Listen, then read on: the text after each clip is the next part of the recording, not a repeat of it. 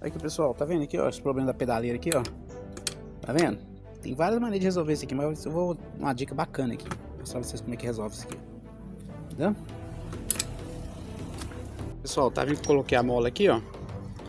E passei uma fita isolante lá e ela vai entrar com pressão. Tá vendo? Daqui a pouquinho eu mostro pra vocês como é que tá ficando.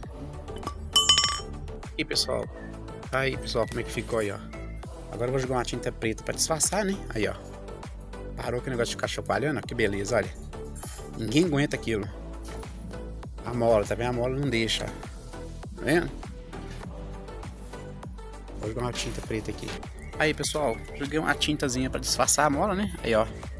Problema resolvido, ó. Parou com a confusão de barulho com a bagunça com a mola aí, ó. Aquela bagunça que tem que chacoalhando horroroso.